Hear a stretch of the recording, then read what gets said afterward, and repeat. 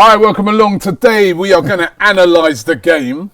Wolves came to the Emirates, got a draw, which surprised a lot of us because we thought before the game that it'd be quite an easy win for Arsenal. We shouldn't have thought that anyway. I was warning in my previews, Graham, that Wolves are a very good team, and they proved that on the day. And if we're being brutally honest, they should really have won that game.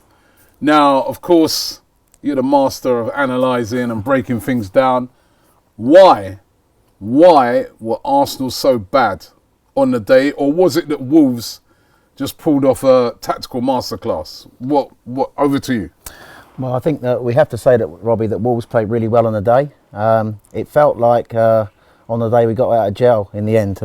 What we did, we definitely got out of jail. What we did really well, and this is what credit to my Emery, is we stick to the game plan and we always ramp up the pressure towards the end. In the end, we got our desserts, our just desserts. But what you'll clearly see is that Wolves came with a 3-4-3 formation, and I've highlighted it on the board here. Mm-hmm. This is what they are in possession, Wolves. Patricio, the goalkeeper, they play three centre-backs, Bowley on the left side, Cody, the captain, who was immense on... He was good. And Bennett on the right-hand side. And then they have the two wing-backs, Castro and Doherty, and they have Neves and Moutinho in the centre of their midfield. They have, good midfield, that, by the way. Very good midfield. Yeah. And everything our midfield was not, I have to say, on the day. And then they have Costa on the right-hand side and Jimenez in the middle, who's a bit like, he's the... B-Tech Giroud? Yeah. And Cavallero, who scored the goal on this side. Now, for me, I've highlighted here that Wolves are very much a right-hand side biased side. And what they identified in the Arsenal setup on Sunday, Robbie, was a weakness on our left side. Right. Now, we have Kolasinac would be coming forward, bombing on down here to join Aubameyang. And that partnership did not fire on Sunday at all. And what Wolves did really well is they identified the weakness and got beyond in our wide areas, exposed Kolasinac coming forward, Aubameyang being out of position. We talked about this on the Same Old Arsenal podcast on Monday night, and my colleague Harry Simi made a really good point that we didn't manage the game well enough, and maybe we should have asked Torreira or to maybe come across into this area and sit here for a while, because they were making progress down this right hand side, and it led ultimately to their goal. What they do really well, and I'll just show it to you on the board, Cody is the captain, who I thought was absolutely brilliant on Sunday. He could potentially be an England player. He plays it into the central midfield to one of these two players here, Neves or Moutinho. Mm-hmm. And what they do, Robbie, is they look to build down the right-hand side. And obviously, they having identified Arsenal's weakness, they played it out quite a lot in that first 20 minutes out towards Costa. Costa has got pace. What I can understand with Emery, because he does his tactics really well, is why he didn't notice that basically they are... very good on the counter-attack, and I think as much as all the good things that Emery's getting out of the squad, he's not addressed this, because under Wenger we were always vulnerable to the counter-attack, and what they did was they just countered. So they sat in a 5-4-1 shape out of possession, which we're going to talk about later, and then in possession it's this 3-4-3 when they're going forward, and they look to get Doherty up to join Costa on the right hand side, and that exposes the gap left by Kolasinac. Now obviously for the goal, that was it was more Kolasinac was back in position, and he played it across to here in front of the back four into he played it to Xhaka, and obviously who just left the ball, made it roll across him like what he'd done at Fulham, right, and then they just in into scoring. Well, what annoyed me with that goal was, first of all, he played it. I'm just looking at it again. He didn't play it to Xhaka's correct side. That's the first thing I noticed when I watched it back. Oh, yeah. Correct side. He's a professional footballer. He's a left-sided midfielder, Robbie. Well, he only play left side, right side. A professional footballer. He's not even. It's not like he's even hammered it to him at power or anything. He just passed the ball to him. Left side, right side. He's supposed to control that. Okay, yeah. He just left the ball at a roll. Yeah, and to be honest with you, I don't know why he did it, but he obviously wasn't comfortable receiving it, and for some reason he decided not to play it. What annoyed me with Xhaka, actually, he made the mistake, but what then happens is Cavallero plays it out on this right hand side, and Costa and Doherty exchange passes. Now Cavallero by now has come into the middle. He's come into the middle here, and Xhaka has not tracked the run. So basically he gets stood there. He basically didn't react quick enough, and that's what led to their goal. So this 3-4-3 was what they did in the first 20 minutes, and the worst possible thing for us was to concede in this period, because the moment they scored, it gave them something to hold on to. and basically as a result of that, they then able to drop deep for the rest of the half and defend in numbers. Now, what Arsenal didn't do well enough on Sunday, Robbie, is they didn't move the ball quick enough, because when you've got this formation, you don't want these fullbacks dropping back and these wide players dropping back, which we'll show you in a moment. You've got to move the ball quicker to catch these players up the pitch, which then means that Bowley and Bennett have got to come out, and you want to engage one-on-one in wide areas with your attacking players, and we didn't do that well enough on Sunday. So Graham, explain now, right, the formation that they then adopted when they were out of possession. Once they got that, like you said, once they've gone a goal up now, they've got rid of the original formation and they've gone into this more defensive formation. What they did really well, Robbie, is they didn't press the ball up high. They got back into this 5-4-1 shape, as we've showed on the board here. Now, obviously, the wing-backs have now come back into a 5. Doherty on the right, Castro on the left, and there's the 3 centre-backs offering protection. The wide forwards have come back into a 4, so that gives them solidity, and Jimenez stays lone striker up front. So what they did quite cleverly was, and we allowed them to do it, I thought, they got back into this shape, didn't press the ball, and then they're totally solid, sitting deep, not pressing the ball, asking us to break them down in this shape. So basically, because we didn't move the ball quick enough, because there's a lack of dribblers in our team also, I think that has to be said. And I looked at the numbers at the end of the game. Aubameyang, we highlighted earlier when we were talking about Arsenal, they identified our weakness. Aubameyang offered us nothing in that area, and that is a problem for Emery, how to get the best out of Aubameyang if he's playing out wide. He only had 19 touches in the whole game, and you want someone playing out wide to be involved in the build-up play in that area. He wasn't doing that, and I know Emery changed the system around at half-time when he played 2 up top second half. He took up Iwobi, who I thought was... I was surprised at that, because you're saying now about dribblers and stuff like that. Yeah. He's the one player in the team that does dribble, that does take players on, that does take people out of their shape. There was an argument really for switching Iwobi over to the left and maybe moving Aubameyang over to the right, because he was totally ineffective. And Iwobi would have probably worked back more in that area and in a combination with Kolasinac. But he didn't do that, of course. He obviously identified the fact that they had the extra man in midfield, so he put on an extra midfielder, Guendouzi, for energy. I thought that's what he brought him on. Guendouzi came on to offer the extra man in midfield, and he sacrificed Iwobi and went 2 up top with Ozil in behind. But this system that I've showed here, 5-4-1, is very effective when you're trying to defend the lead. I was surprised, as I said earlier, how unprepared we were for the fact we knew they were going to play on the counter-attack. And what they did, once you've allowed them to get the first goal in a game like this is crucial, Robbie. Once they've got it, they can then sit in this 5-4-1 shape. But what you need to do when they're playing a 3-4-3 anyway is you've got to move the ball quicker, stop these wide players coming back into a 4, and these wing backs moving back into a 5. So that's what we didn't do well enough on Sunday. What about playing the ball over the... I was a bit frustrated that we'd win it at the back, right? And Mustafi and Holding, they would never hit a long ball, say, like to try and go over the top, give something for Aubameyang to run onto, which, they did. I know we were really pressing them and we were really going for the win after it became 1-1, and we were very vulnerable at the back, and they were just hitting it long to Traore, who is so quick and so strong. But why weren't we? I mean, I know they were deeper than us, but why weren't we trying that ball, that diagonal sometimes? Do you know what? I think Emery asked the team to play in a certain way, and he asked his defenders to play either out to the full-backs or into central midfield.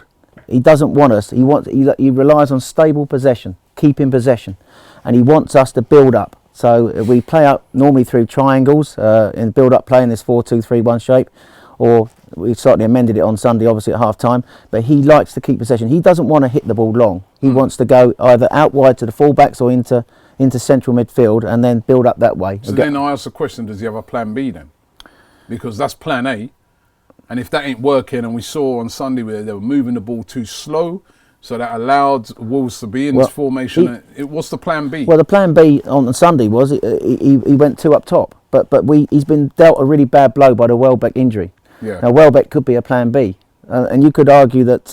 Welbeck, to be fair, Welbeck has been a plan B. He has been a plan B. And Giroud used to be the plan B for Wenger, didn't he? Yeah. So we haven't got that type of player now. And I suspect that they were moving the transfer market in January to cover Welbeck because he's going to be out. That's yeah, that is maybe right. bring Reece Nelson back. I think you need to leave Reece Nelson out in Germany to the end of the season. I do believe that. I think that they will. He's very inexperienced, learning his trade in Germany, and that's a good thing. I want to see him get better in that season and come back strong next year. Eddie Nketiah, is obviously somebody. Will he trust him? Probably not. He's not a winger, is he, either? He's a striker, isn't he? He's just like, again, another striker that you're going to put out wide. You talked about a plan B. You talked about plan B, going maybe more direct, didn't you? That's what I thought you meant by that. Yeah. Welbeck would have been the direct option. He hasn't got that now. So I think they're moving the transfer market for that.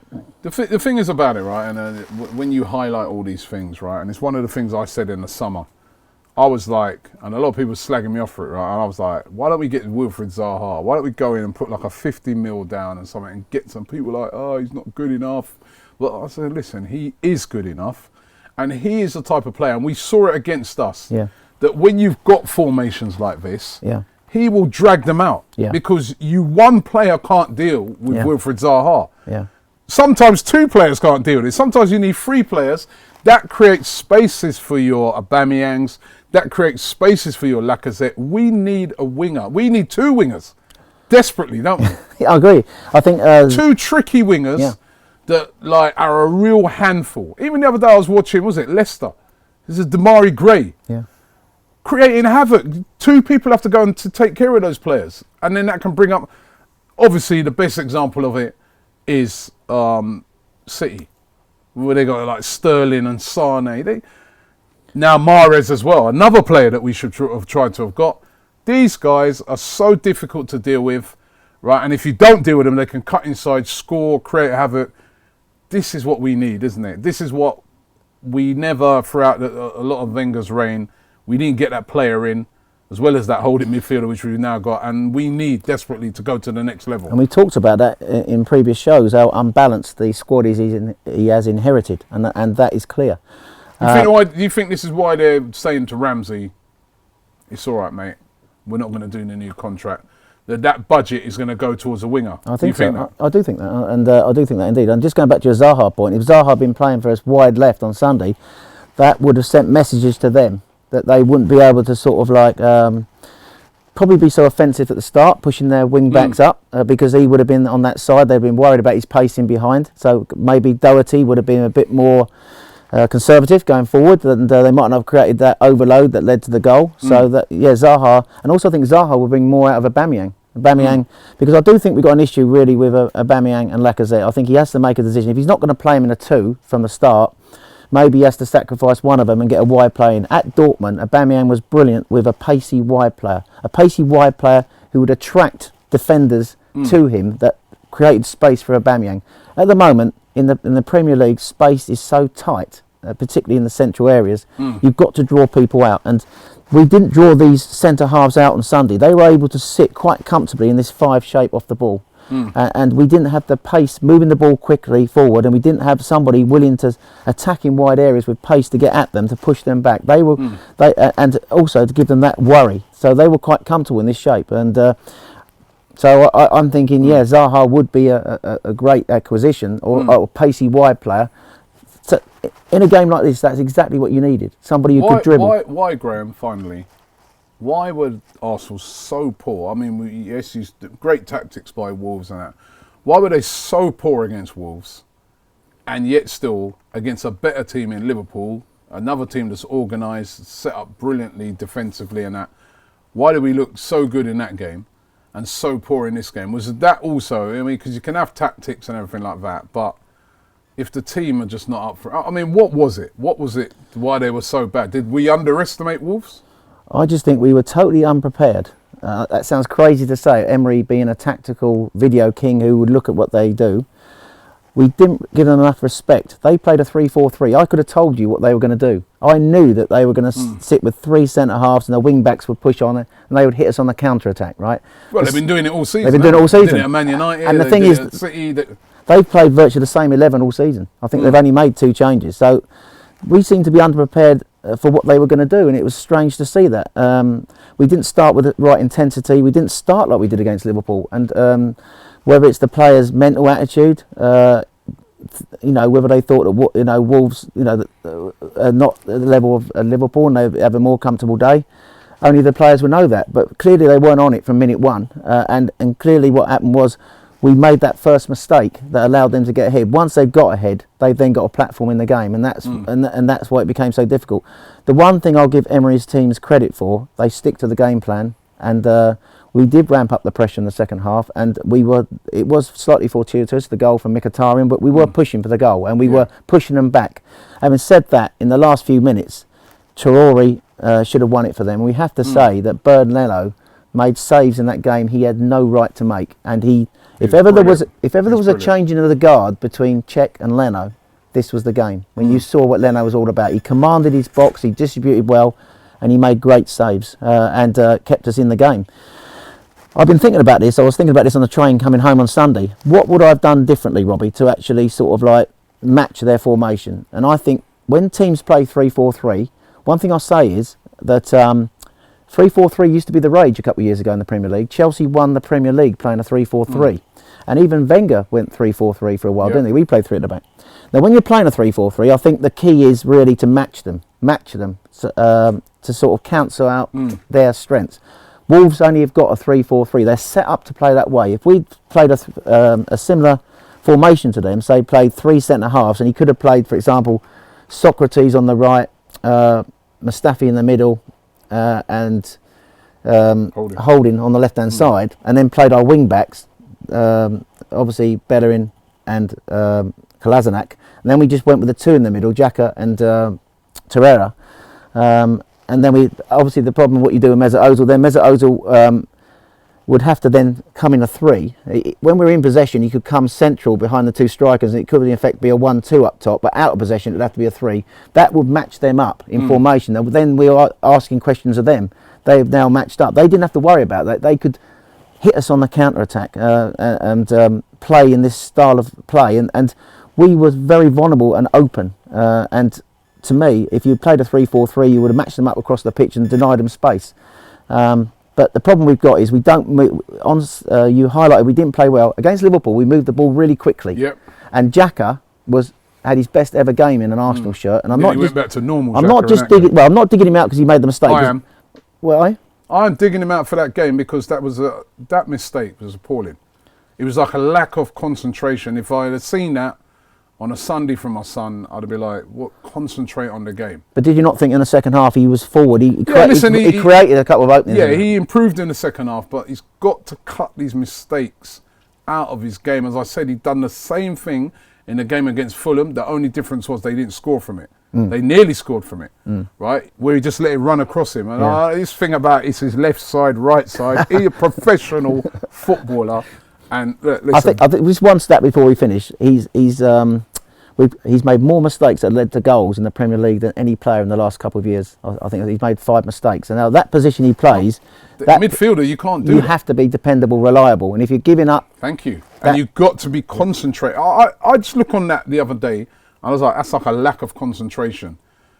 And it must be frustrating for Unai Emery because we just gave him a head start. And like you said, they were set up brilliantly to, take advantage of that. And we were very fortunate to get a point out of the game. Listen, thanks for watching the show today. If you've got any questions for Graham, leave them in the comments below. He likes to go through, have a look and try to answer them. So if you've got any questions for Graham, on what he was saying on the formations and that, please let him know. Can I just sort of add before I go? Obviously, appreciate the brilliant feedback I got to the first video I did with Robbie last week, and the comments were really nice and positive, and I appreciate that.